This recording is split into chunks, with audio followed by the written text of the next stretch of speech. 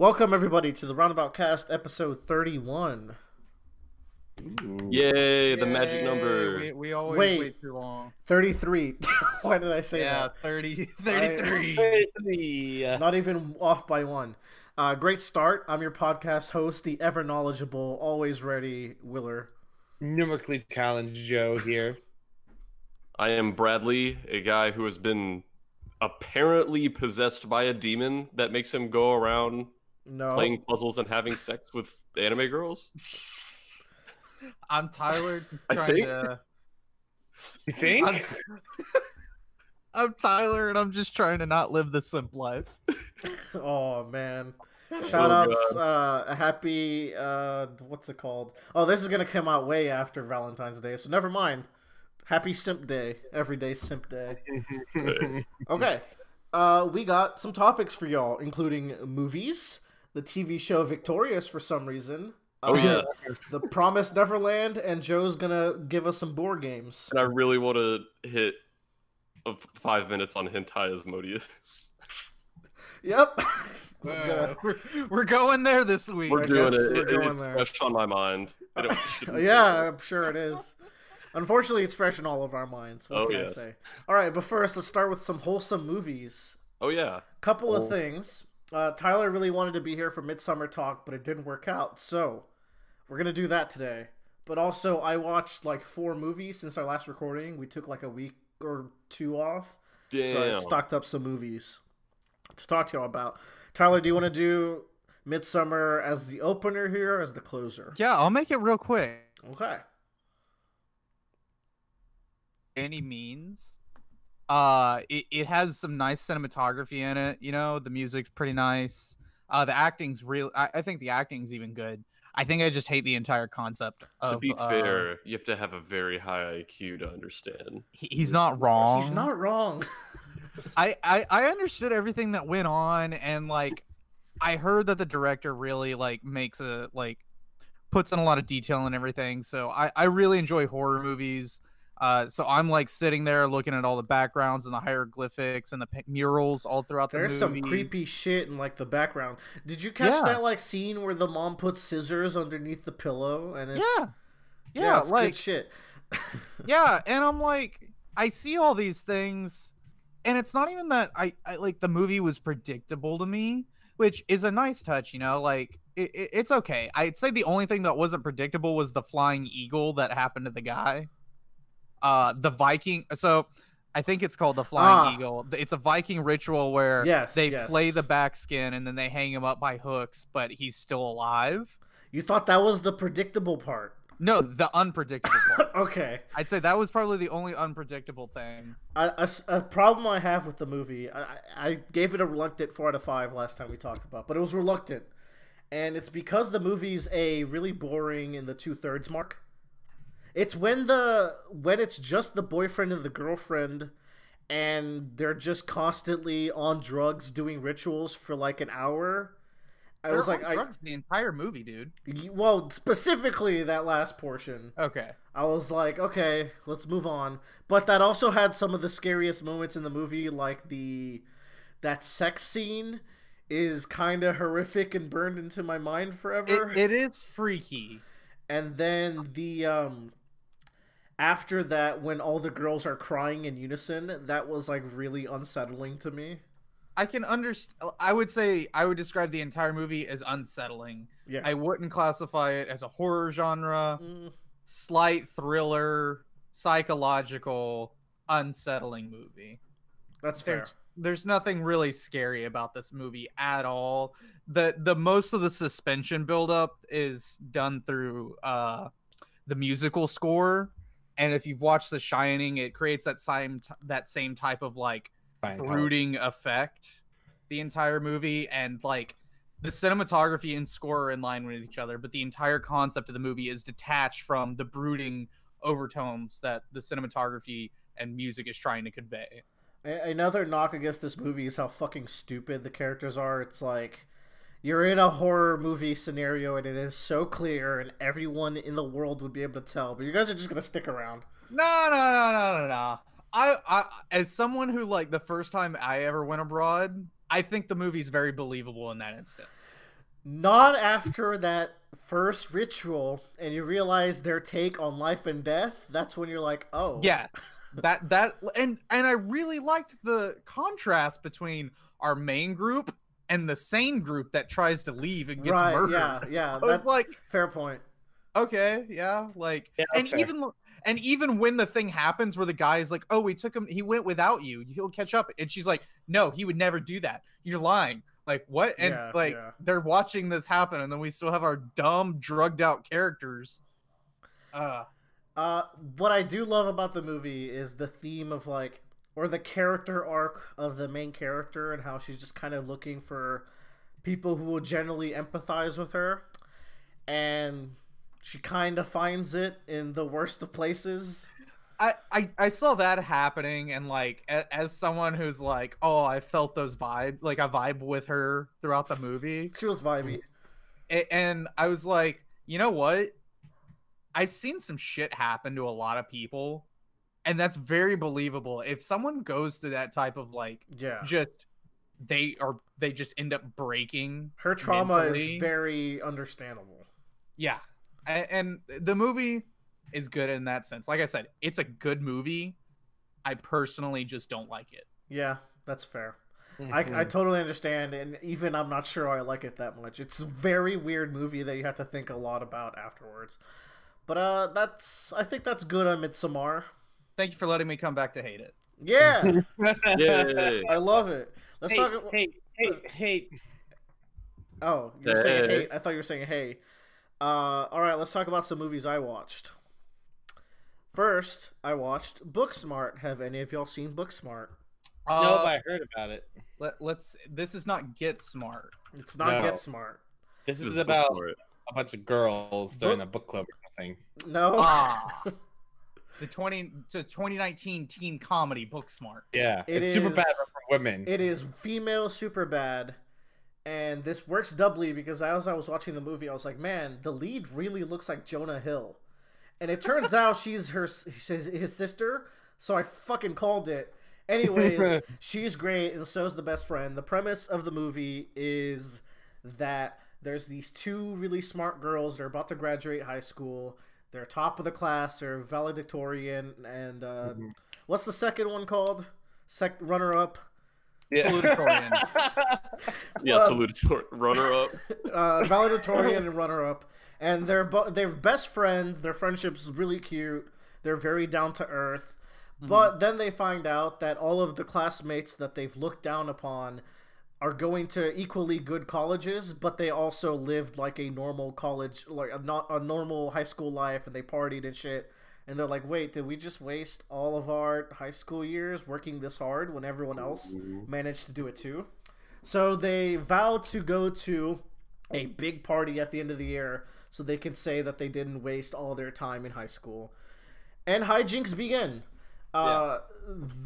This movie has a really good way of making its characters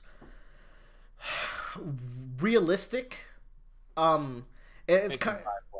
It's realistic, but there's also like my big negative with the movie. I really love it. I'd probably give it like a 4 out of 5. But my big negative is that the characters are too like movie teenager, where it's like there's not any teenagers or high schools where people would actually do this or talk like this. Like they're just too over the top, except for the main characters. In the morning. So this is super bad. And that makes me want to watch it. It's very good. It's super bad. Super bad's great. I'd say this is better than super bad for me. Oh fuck. The two main characters though, they're really believable and they kind of even each other, like the other characters, out. But even though the other characters are over the top, this movie has a really good way of not making anyone the villain, because at the end all high schoolers are kind of the villain and kind of the protagonist. Everyone's shitty, everyone's growing, and this movie really shows that quite well. And also, it's just a really well-made movie. It's directed by Olivia Wilde, of all people, but like the editing and the directing is really fun, which makes the pacing really good. There's never a dull moment. You're just going from scene to scene to scene. And once they really get to the party, there's some hijinks until they get there. the movie's like fucking awesome. From that point on, the movie's great. I have a question. So like, this seems like whenever you would think of like female Superbad, I think of Broad City, but that's on the spectrum of dislikable characters. Are the characters in this movie likable? They're over the top, but they're all likable. Like, okay, there's not a character I really like the two main girls. They're like, they look down on everyone, but they come to terms with the fact that they're all human like them, and they're all going through their own issues. That sounds wholesome. It's a good time, and both of the characters have a motivation, and there's a good twist with both of those motivations as to why they're going to the party. And then there's this argument scene that's really good. It's probably the best scene of the movie, where there's no audio, it's just music. You don't get to hear what they're saying, but by the acting, you can tell that it's heartbreaking for both of them. A really good scene. Nice. And what else is there to say? Yeah, I think that's really all of it. It's really funny, and I recommend it to all of you guys. Good movie. Yay! How many Willers do you give it? I give it 4 Willers out of a maximum 5 Willers that can exist. Oh, okay. Next up, Willer and the Willers. I watched The Irishman, Oscar contender Irishman. This is The Luck of the Irish on Disney Channel. This 3 is hours long. Irish. 3.5 hours long. 3.5 hours long. Damn. When people say a movie's 3 hours, it never actually is. It's always 2:40, but they're saying it's 3 hours. This movie's beyond 3 hours. However, is 3 hours and fuck you. This is 3 hours and fuck you minutes. However, what it does really well is something about the pacing makes it feel like a 2:40 movie. So it's still long. Like, you're still gonna be like, man, I've been here for a while. But like, it doesn't feel as long as it actually is. And it's directed by, wow, why is his name escaping me? He's a legendary director. Martin Scorsese. Martin Scorsese. And it's got De Niro, it's got Pacino, it's got fucking the guy from Home Alone who's really good. Joe Pesci. Joe Pesci. They're all great. The acting in this movie is phenomenal. It's based on a real story of just like what the mob was like, I think in the, was it 70s? 50s. Okay, I was off. No, it starts in the 50s. I think it progresses through time through there. Yeah. And a big part of this movie is, I think, if you understand the time period, which I didn't, and if you know who Jimmy Hoffa is, which I didn't, I know about him now. But I didn't really love the movie despite it being really well made, despite it being really well acted, because I didn't like any of the characters. The world would be a better place if none of these people existed. The main character is a sociopath who is a family man. He works for the mob. He has a really good backstory of like being in the army, and in the army he was ordered to kill people, and he just kind of lived with that, and it didn't really affect him in a negative way. He just went on with his life, and he's just someone who needs to be ordered to do something. So he's ordered to go deeper and deeper into this mob world, and he doesn't really care. He just does it. But at the same time, he has good relationships with the other characters. So like, he's a personable dude, but he's soulless at the same time, which leads to a really good finale for this movie. But didn't really love it. Couldn't latch on anyone.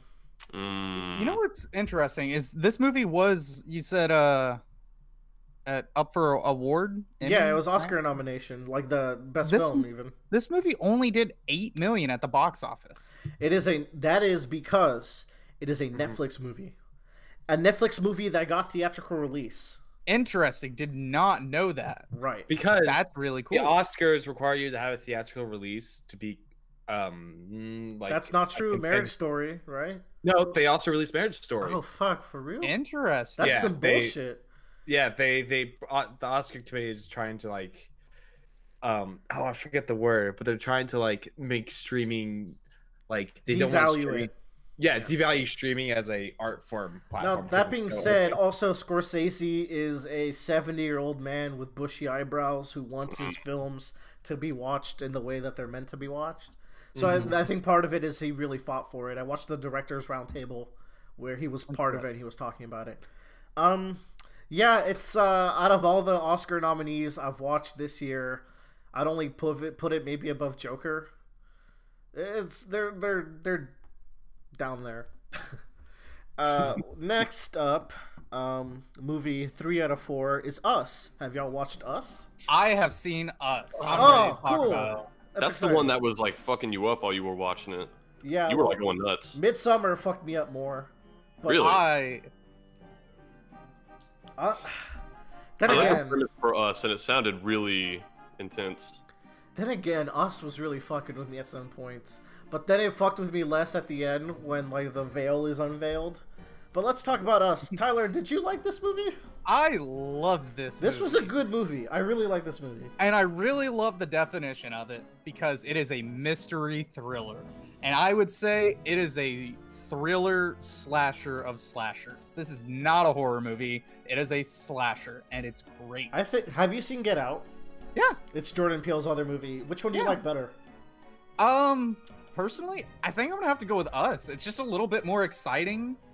It's my personal taste. I think Get Out is definitely better made because there's a lot of contradictory like racial stuff that go in with that. Like Jordan Peele's like, oh, it's a comedy. Oh no, it's a horror movie. You know, like I like Get Out more, but Us is even more interesting. And Get Out already has an interesting twist. Us is like, where was your mind when you made this? Like, it is fucking out there. I think it's a lot of fun. I think the entire setup for this movie is just like so bizarrely pulled out of left field. Like when they did Key and Peele's skit for like the aerobic Olympics, and like they're dancing, and like there's that twist in this skit that makes it really dark, and I'm like, that is this movie.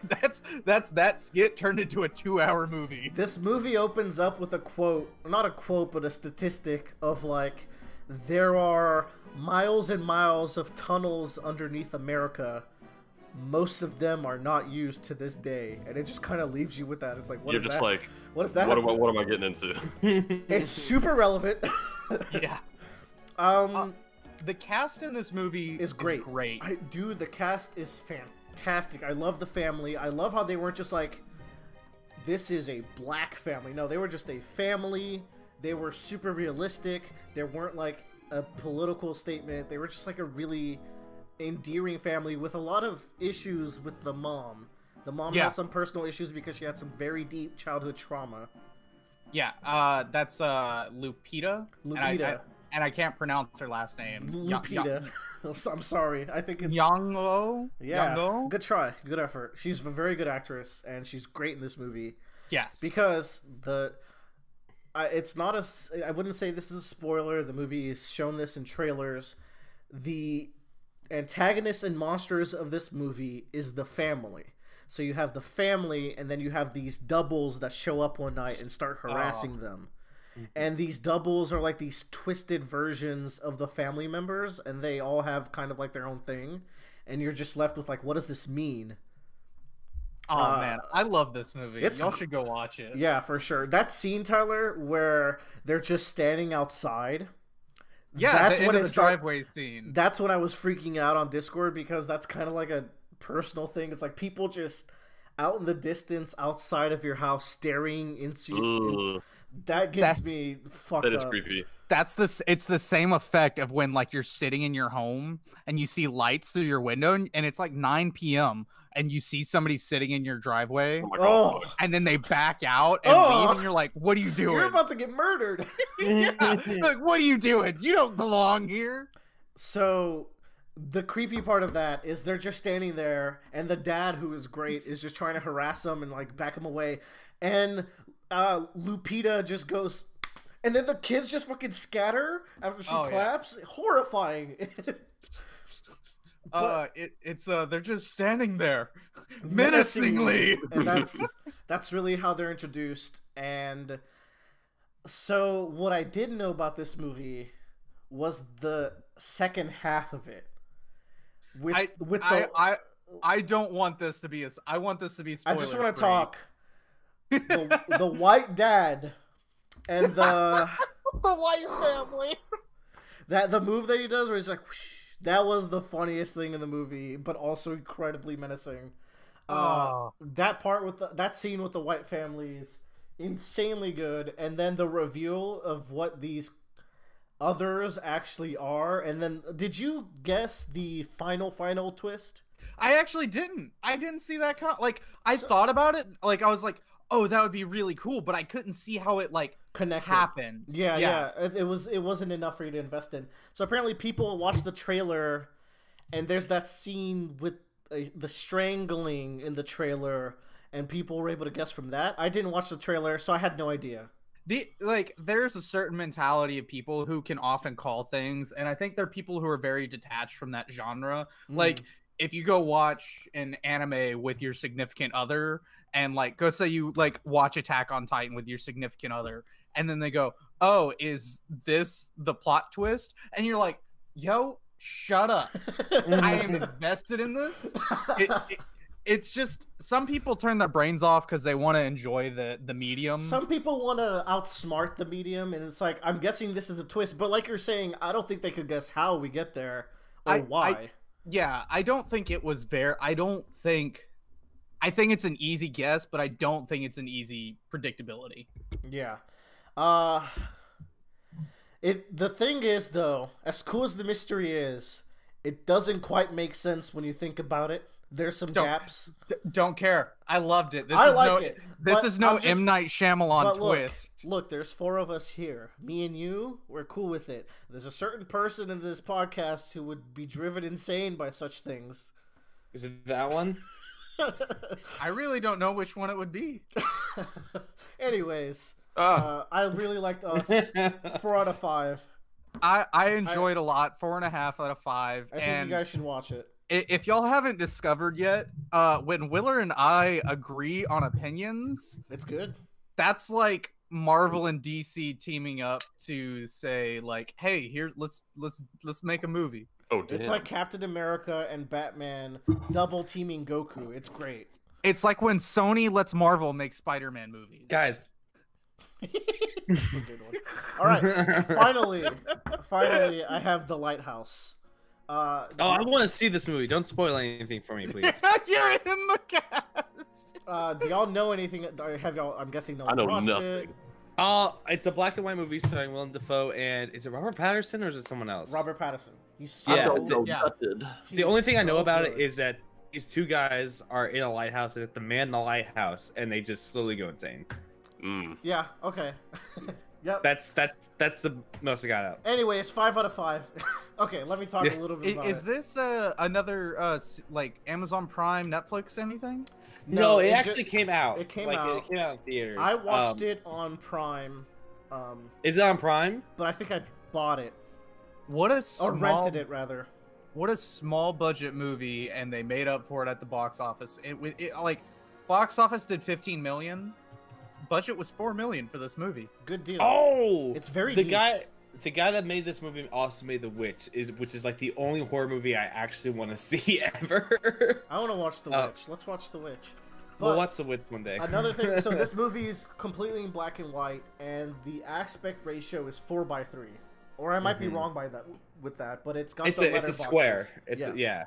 And you might think this is gimmicky, but actually, like, the movie couldn't be as striking as it is if it wasn't for that decision. Because 1, the square aspect ratio makes it feel more claustrophobic, which is really important. And 2, the use of light and shadows really pops out because it's black and white. So good decision on both accounts. And this movie stars Willem Dafoe and Robert Pattinson, and they're just working the lighthouse. Willem Dafoe's been there for years. He's a seasoned sailor. He's a seasoned lighthouse man.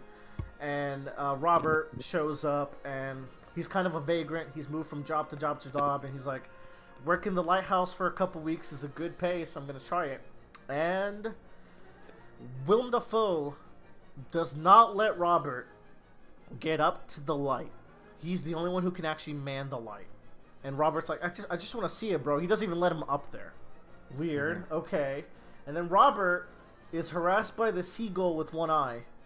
And that's it. That's the initial conflicts of this movie. And these people reveal some truths about themselves, reveal some lies about themselves. They grow to they grow to understand one another and despise one another and care for one another as they're lonely in this lighthouse, and they're just drinking alcohol and eating food.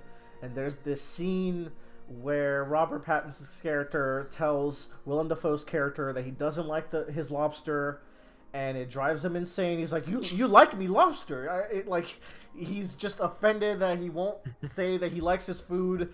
So Willem Dafoe goes on a 2-minute sea curse where he's like, hark, hark, and then he just says all this nautical shit, and then it's fantastic. It's a really good movie. I can't say any more about it without spoiling it. There's some good mysteries in it. It's also very metaphorical near the end, and I think you would all enjoy this movie. It's Is Evangelion metaphorical? The final shot gives me some Ava vibes. Okay. Yeah. 5 out of 5. I thought... Never mind. There's... Bradley, if you need a way to get into this movie, there's mermaid vagina. You know me, dog. And that you get you there. Okay, that's all my movies. So, Where's the wait, never mind. What?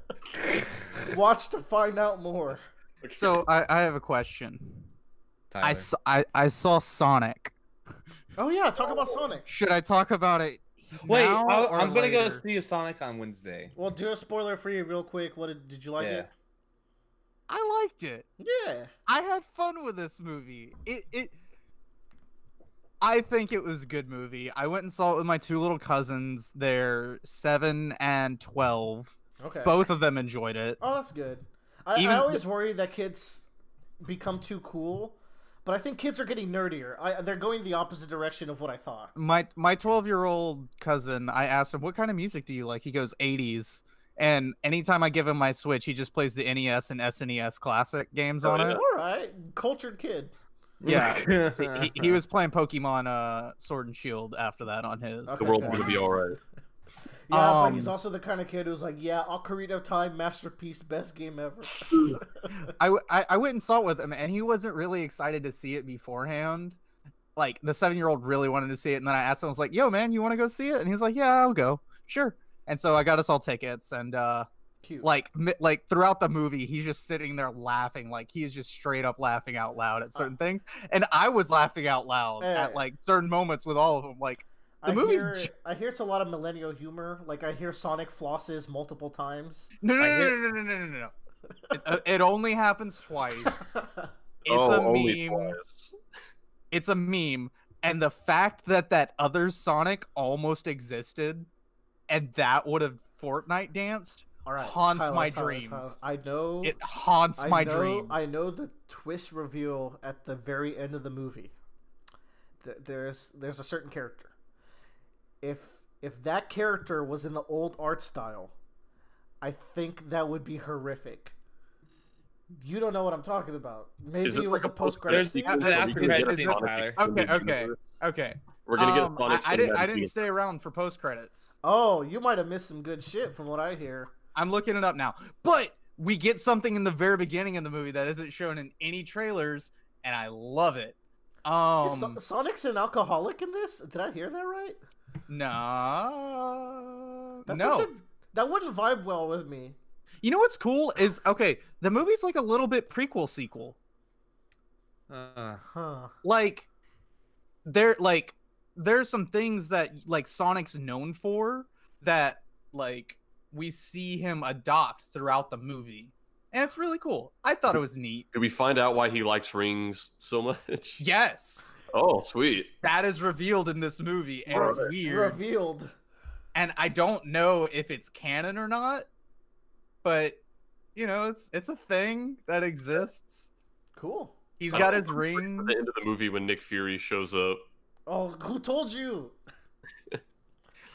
There's a character in the beginning of the movie that I love. Oh man, it's great. It's great. There's things I want to say about it. Cool. Save them for next podcast. Hey, Joe, take your headphones off real quick. Okay. All right. I want to say movie eventually too. So. Wait, Bradley, do you want to go watch this movie? Maybe. There's some really fun things, like we learn why Sonic likes chili dogs and why Robotnik has 2 names. Oh, that's good. It's really cool. And I'm like, you know what? This is fun, you know?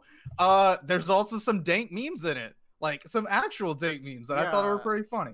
All right, Joe, we're good. I just wanted to say the one thing about the robot name, but it's fun. And my favorite character, nod your head, yes. There's some lore. There's some lore. Whatever. That's good. I'm glad you enjoyed it. Did you like this or Detective Pikachu more?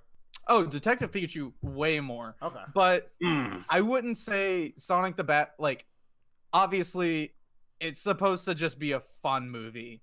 There, you can either go in, be like all critical and just be like, this is a video game movie, or just go in and have fun, dude. Like, it's a movie. Like, they did a lot of work to make this character a lot more good looking. They're making Sonic lore look dumb. Yeah, well. This makes me more excited for the Mario movie, I guess. That could be fun. All right. There's a Mario movie? Yeah. Sonic the Hedgehog. If you got nothing better to do, go see it. Cool.